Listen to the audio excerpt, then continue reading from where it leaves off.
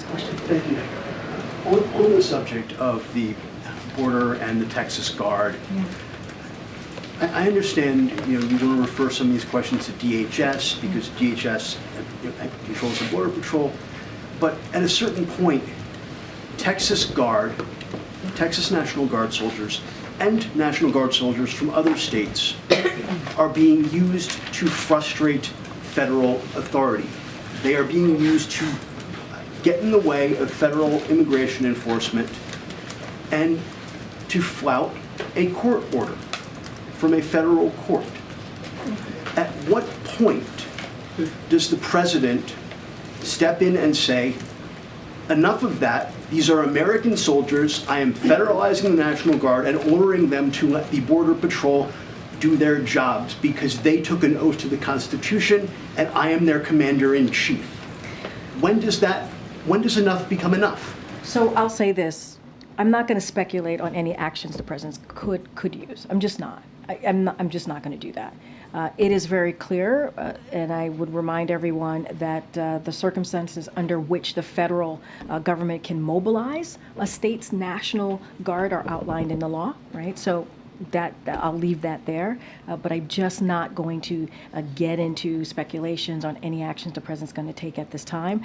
And I'm going to reiterate, if these Republican governors actually cared about doing something to deal with the challenges at the border, about doing something, real meaningful actions, right, to deal with the immigration system that's been broken for decades under Democrats, under Republicans, not just this president, then they would reach out to their their congressional representatives, their senators and Congress members in their state, who I'm assuming they know well. I'm assuming they've worked with them on issues that deals with the federal government.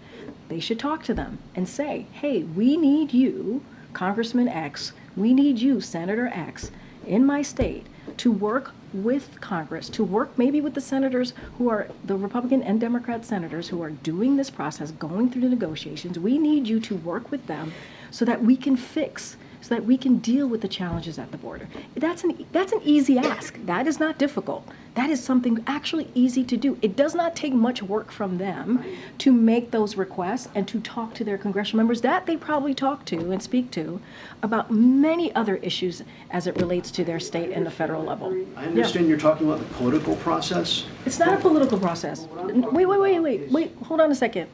It's not a political process for a governor in their state to talk to their congressional members about taking legislative actions. That's not politics. That's just the right thing to do on behalf of their constituents. That is not politics. But what I'm saying is that this appears to be a concerted effort led by the governor of Texas and joined by Republican governors, encouraged by the Republican likely nominee for president, who I know you cannot talk about up there, to flout federal authority, to undermine federal authority. And you don't seem to be willing to say that the president will uphold the authority of the federal government. So I've already answered this question multiple times, and I'm happy to repeat myself to you, Andrew. Number one, the president has taken this incredibly seriously. Incredibly seriously. When you have a president for their first legislative action is to deal with immigration and put forth a comprehensive plan to Congress, because that's the way you're going to actually deal with this issue. 3 years ago, Andrew, and no action has been taken by Congress. When you have a president that has been working with negotiators via obviously his team here with Republicans and Democrats in the Senate to have a real conversation, to talk about, in good faith, to talk about comprehensive ways to deal with policy, comprehensive ways to deal with funding, to deal with the immigration system, that's a president that's taking it very seriously. The president had Republicans and Democrat leaders here and ranking members of those committees. In that conversation had to deal with Ukraine, but that came up as well. And the president said, it is important for Congress to act. We have been saying this. If you have a Republican governor that is playing political stunts and continues to do that and put actually the Border Patrol agents in harm's way and preventing them to do their job, that's a political stunt. We're going to call that out too.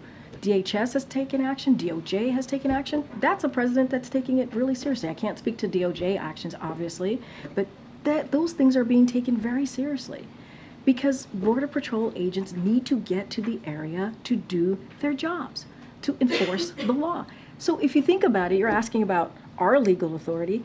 The governor is literally getting in the way of Border Patrol agents to do their jobs, enforcing the law. That's a problem, and that's something for him to answer.